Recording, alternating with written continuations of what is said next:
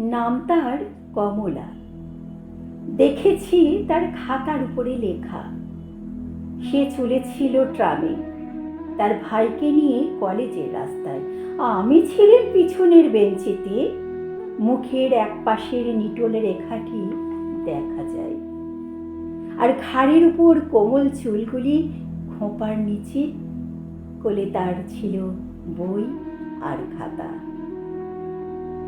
যেখানে আমার নাম্বার সেখানে নামা হলো না। এখন থেকে সময়ের হিসাব করে বেরোই। সেই হিসাব আমার কাজের সঙ্গে ঠিক মেলে না, প্রায় ঠিক মেলে ওদের বেরোবার সময়ের সঙ্গে। প্রায়ই দেখা হয়। মনে মনে ভাবি, আর কোনো সম্বন্ধ না থাক, ও তো আমার সহযাত্রী নেই। নির্মল বুদ্ধির চেহারা, ঝকঝক করছে যেন। সুকুমার কপাল থেকে চুল উপরে তোলা, উজ্জ্বল চোখের দৃষ্টি, নিঃসংকোচ। মনে ভাবি, একটা কোনো সংকট দেখা দেয় না কেন? উদ্ধার করে জন্ম সার্থক করি। রাস্তার মধ্যে কোনো একটা উৎপাত, কোনো একজন গুন্ডা স্পর্ধা, এমন তো আজকাল ঘটেই থাকে। কিন্তু আমার ভাগ্যটা যেন ঘোলা জলের ডোবা। বড় রকম ইতিহাস ধরে না তার মধ্যে। নিরীহ দিনগুলো ব্যাঙের মতো একঘেয়ে ডাকে।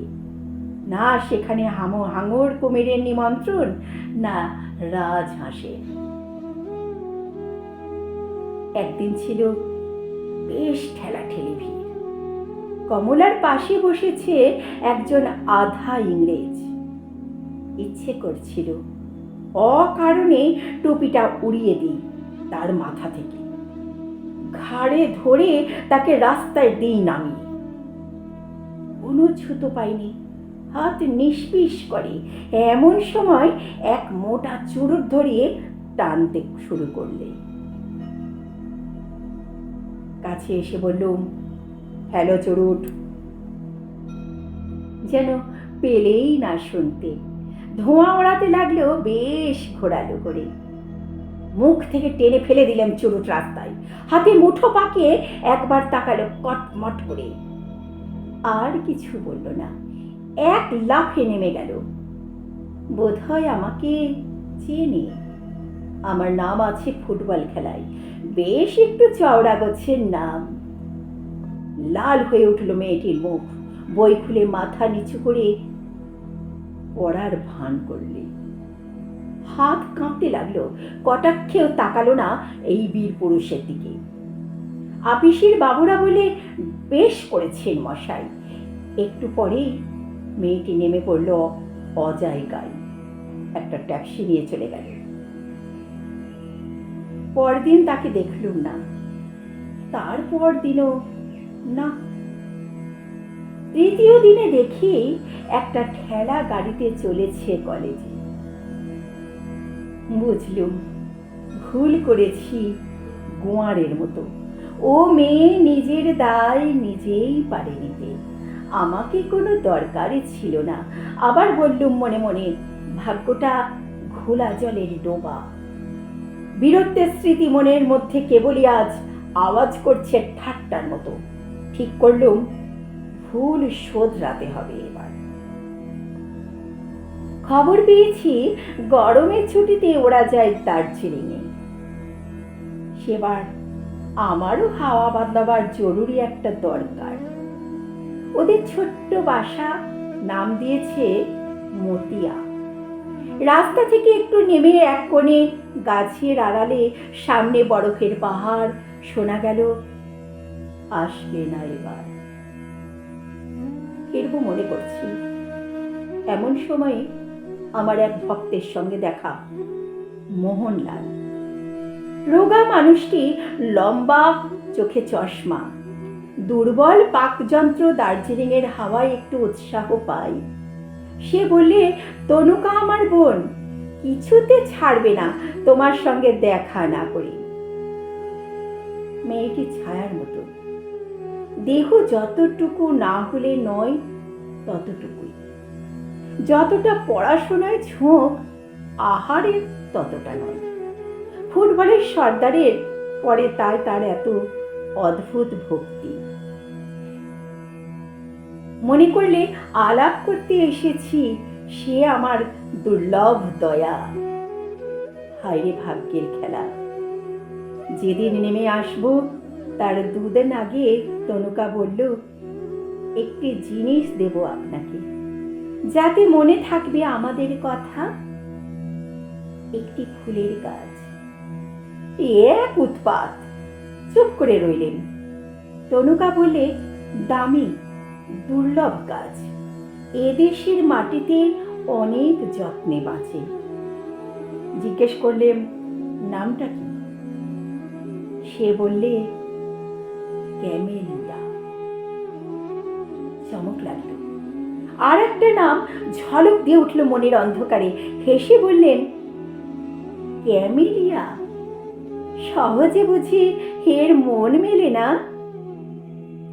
তনুকা কি বুঝলে জানি না, হঠাৎ লজ্জা পেলে, খুশিও হলো। চললেম টব শুদ্ধ গাছ নিয়ে।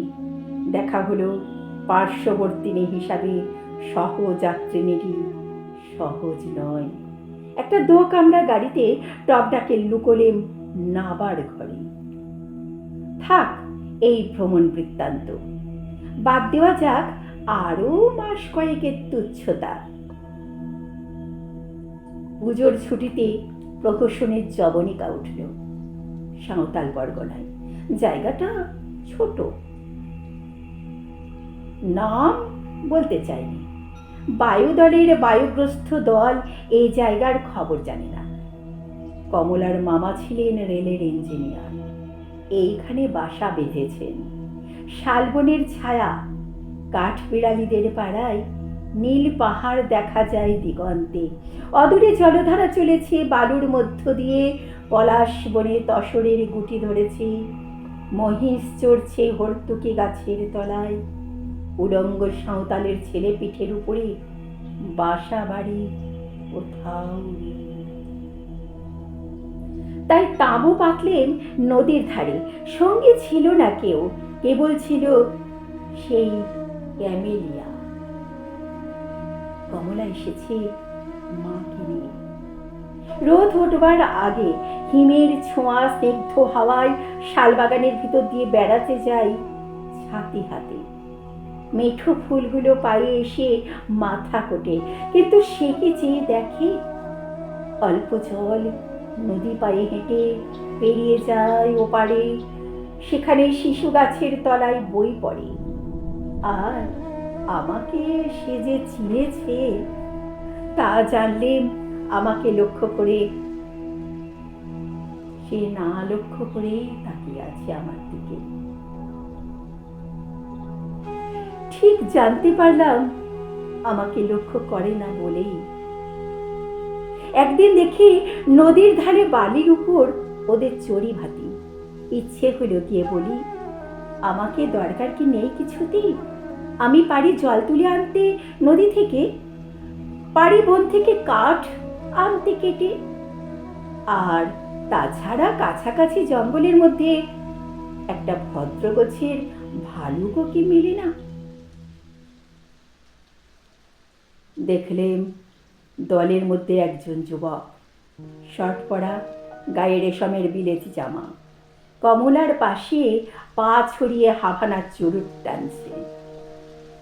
আর কমলা অন্যমনে টুকরো টুকরো করছে শ্বেত জবার পাপড়ি। পাশে পড়ে আছে বিলিতি মাসিক পত্র।